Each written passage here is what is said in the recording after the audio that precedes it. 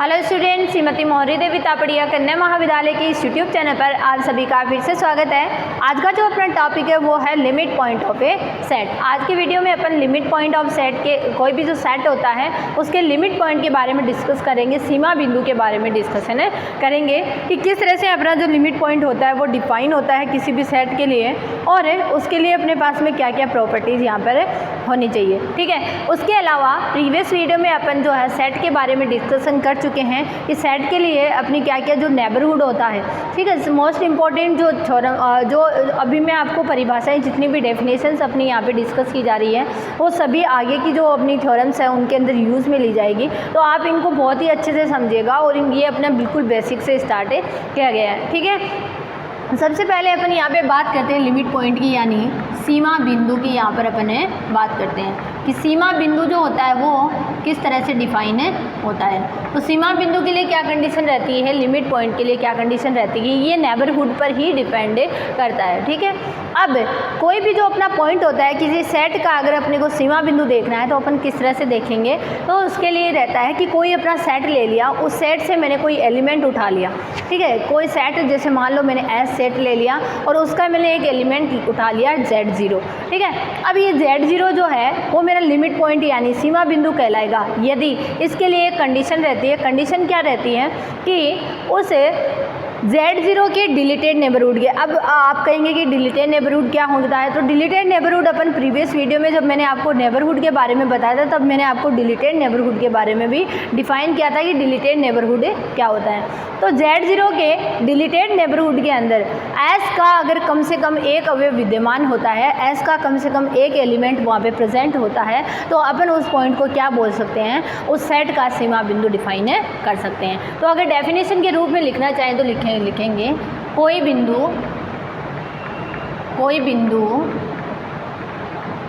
Z0 किसी समुच्चय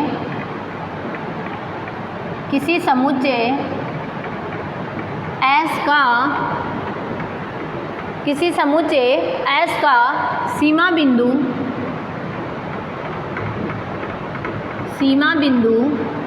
कहलाता है। ठीक है, सीमा बिंदु कहलाता है यदि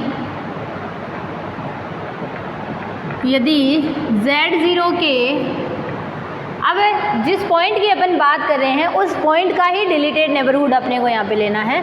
Z0 के निष्कासित, हिंदी में डिलीटेड नेबरहुड को बोलते हैं निष्कासित प्रतिवेश में S का कम से कम एक अवयव विद्यमान हो। कम से कम एक अवयव होना चाहिए, ज़्यादा से ज़्यादा यहाँ पर कितने भी एलिमेंट हो सकते हैं, कम से कम यहाँ पे एक अवयव विद्यमान हो तो अपन क्या बोलेंगे, Z0 जो होगा S का सीमा बिंदु होगा।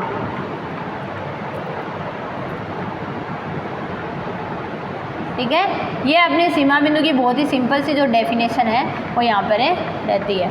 ठीक है, अब देखिए अगर अपने उसको सिंबल की फॉर्म में देखना चाहिए, सिंबल के रूप में देखना चाहें तो किस तरह से लिखेंगे, उसके लिए यहाँ पे कंडीशन क्या रहती है, अपन ने Z0 को किस तरह, जो अपना डिलीटेड नेबरहुड होता है Z0 का, उसको अपन किस तरह से दिखाते हैं, उसके लिए अपना सिंबल रहता है N डेल्टा डैश Z0। यही होता है जो अपना नेबरहुड ऑफ Z0 होता है उसको तो N डेल्टा Z0 से दिखाते हैं, और जो डिलीटेड नेबरहुड होता है उसको अपन क्या होते हैं N डेल्टा डैश Z0 से दिखाते हैं। डिलीटेड नेबरहुड से आप समझ गए होंगे, ये एलिमेंट खुद ही उस नेबरहुड से हट जाता है तब उसको क्या बोलते हैं, डिलीटेड नेबरहुड बोलते हैं। तो ये अब इसका जब मैं इंटरसेक्शन लेती हूँ किसके साथ में, S के साथ में, ये जो कहने का पूरी जो डेफिनेशन है उसको बिल्कुल शॉर्ट फॉर्म में यहाँ पे आपको बताया जा रहा है। तो नेबरहुड और एस, इन दोनों का इंटरसेक्शन जो है वो फाई नहीं होना चाहिए, मतलब कुछ ना कुछ एलिमेंट उस सेट के अंदर प्रेजेंट होना चाहिए जो इन दोनों का क्या होना चाहिए, इंटरसेक्शन। मतलब एस का कम से कम एक एलिमेंट जो है इसके डिलीटेड नेबरहुड के अंदर अगर प्रेजेंट होगा तभी इस Z0 को अपन यहाँ पे क्या बोलेंगे, लिमिट पॉइंट जो है वो डिफाइन कर सकेंगे। ये अपनी लिमिट पॉइंट की बहुत ही सिंपल सी जो डेफिनेशन होती है वो यहाँ पर रहती है। ठीक है, अब अपन लिमिट पॉइंट के बाद में यहाँ पे बात करेंगे कि अपना डिराइव सेट क्या होता है, यानी व्युत्पन्न समुच्चय क्या होता है, और डिराइव सेट के बाद अपन बात करेंगे किसी सेट का जो क्लोजर होता है वो अपन कैसे डिफाइन करते हैं। तो ये सारी चीज़ें जो है वो अपन यहाँ पे 2 और डेफिनेशन है इम्पोर्टेंट, उनको भी अपन आज की वीडियो में डिस्कस करेंगे। तो देखिए क्या रहेगा अपना, नेबरहुड की डेफिनेशन से ही सारी चीज़ें जो होती है, लिमिट पॉइंट जो होता है वो अपना नेबरहुड की डेफिनेशन से ही संबंधित होता है। फिर ये जो अपन ने लिमिट पॉइंट देखा है इससे अपना जो होगा वो क्लोज सेट की जो डेफिनेशन है वो इससे संबंधित होगी। ठीक है, उसको अपन ने यहाँ पर देखेंगे। अब देखिए, अब अपन बात करते हैं किसकी, डिराइव सेट की, यानी व्युत्पन्न समुच्चय की। व्युत्पन्न समुच्चय या इसको बोल सकते हैं डिराइव्ड सेट। अब ये डिराइव्ड सेट क्या होता है इसको देख लेते हैं बार। व्युत्पन्न समुच्चय जो है, एक बार इसको भी अपन यहाँ पर देख लेते हैं। डिराइव सेट के लिए जो कंडीशन होती है वो क्या होती है, देखिए अपन ने कोई सेट उठाया एस, ठीक है, उस सेट के लिमिट पॉइंट जो है वो बहुत सारे हो सकते हैं। ठीक है, किसी भी एक सेट का जो लिमिट पॉइंट है वो एक से ज़्यादा यानी कितने भी यहाँ पर हो सकते हैं लिमिट पॉइंट के लिए। कोई यहाँ पर अपने पास में ऐसा नहीं होता है बाउंडेशन की लिमिट पॉइंट की कोई फिक्स वैल्यू होती है। ठीक है, तो लिमिट पॉइंट जो होती है वो यहाँ पर अपना लिमिट पॉइंट जो होता है उन सेट का जो जितने भी उस सेट के जितने भी लिमिट पॉइंट होंगे उन सब का जो कलेक्शन होगा उसको अपन क्या बोलेंगे यहाँ पे, डिराइव सेट यानी व्युत्पन्न समुच्चय बोलते हैं। ठीक है, तो लिख देते हैं किसी समुच्चय एस के सभी सीमा बिंदुओं, एस के जितने भी लिमिट पॉइंट आएंगे, जितने भी सीमा बिंदु आएंगे, एस के सभी सीमा बिंदुओं का संग्रहण या कलेक्शन कह दो। संग्रहण क्या कहलाता है अपना यहाँ पे, डिराइव सेट यानी व्युत्पन्न समुच्चय कहलाता है। व्युत्पन्न समुच्चय कहलाता है। ये अपना डिराइव सेट की बहुत ही सिंपल सी डेफिनेशन होती है। उन सभी जितने भी लिमिट पॉइंट होते हैं उन सभी का क्या होता है, कलेक्शन होता है। ठीक है, और इसे अपन किसे प्रदर्शित करते हैं, इसे एस डैश से प्रदर्शित। अगर एस का देख रहे हैं तो एस डैश होगा, जी का देख रहे हैं तो जी डैश होगा। ठीक है, जिस भी सिंबल से अपन प्रदर्शित करते हैं वो यहाँ पे और उसका डैश लग जाता है। ठीक है, प्रदर्शित करते हैं। यह अपना दूसरा यहाँ पे डेफिनेशन जो है वो अपन ने देख लिया।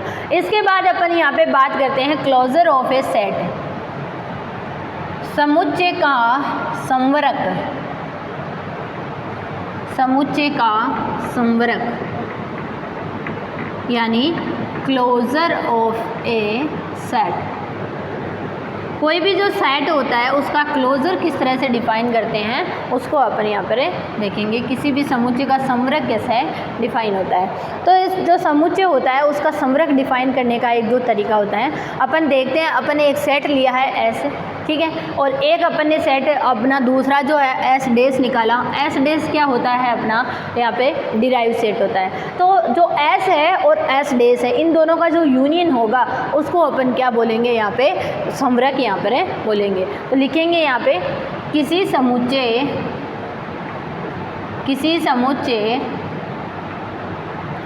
एस तथा उसके व्युत्पन्न समुच्चय डिराइव सेट, उसका व्युत्पन्न समुच्चय जो एस डैश होगा का संग, संग यानी क्या होता है, यूनियन, ठीक है। इन दोनों का संग लेना है यानी अपने को क्या लेना है, यूनियन लेना है। एस डैश का जो संग होता है, संग समुच्चय का समवर्ग कहलाता है, समुच्चय का समवर्ग कहलाता है, ठीक है। ये यहाँ पे हो जाता है और इसे अपन किससे डिनोट करते हैं, इसे अपन एस बार से डिनोट करते हैं। मैं यहाँ पे लिख देती हूँ,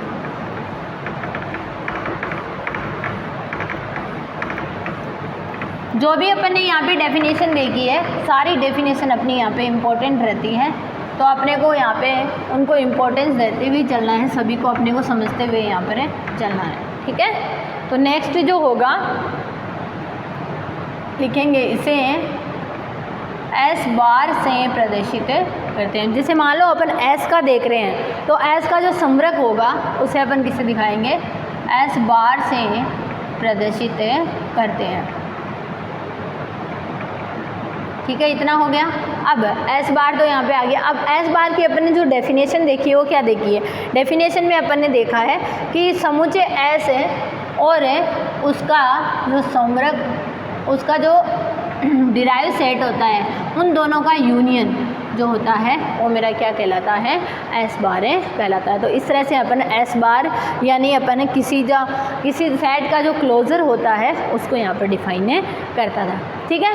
तो स्टूडेंट ये था अपना आज का वीडियो, जिसमें अपन ने लिमिट पॉइंट के बारे में डिस्कशन किया है कि लिमिट पॉइंट क्या होता है, इसको अपन किस तरह से डिफाइन करते हैं, और लिमिट पॉइंट के साथ साथ अपन ने डिराइव सेट को भी डिस्कस किया है कि डिराइव सेट कैसे निकलता है, और डिराइव सेट के साथ अपन ने क्लोजर और कोई भी जो सेट होता है उसका क्लोजर यानी समवर्ग कैसे फाइंड आउट करते हैं वो भी अपन ने आज के वीडियो में देखा है। आई होप आपको ये समझ में आया होगा। बहुत ही सिंपल सी डेफिनेशन है, इन डेफिनेशन का यूज़ जो है वो आगे की थ्योरम्स के अंदर अपन करेंगे, तो अपने को यह बहुत ही अच्छे से पता होना चाहिए। और अपनी जो एक पेपर चलता है रियल एनालिसिस, उसके अंदर भी बिल्कुल यही जो डेफिनेशन है बिल्कुल इसी तरीके से सामने आएगी।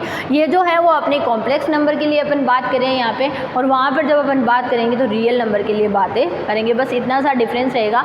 बाकी जो सारी चीज़ें हैं वो अपने यहाँ पर सेम ही चलने वाली है। तो ये डेफिनेशन आपके लिए बहुत ही इंपॉर्टेंट है, ये आपसे एग्जाम में डायरेक्ट भी पूछी जा सकती है, और उसके अलावा आपसे ऐसे भी यहाँ पर थ्योरम्स के अंदर भी इनका यूज़ होता है। तो आप इस वीडियो को ध्यान से देखना, और कुछ भी नहीं समझ में आता है तो आप मेरे साथ शेयर करना। Thank you so much.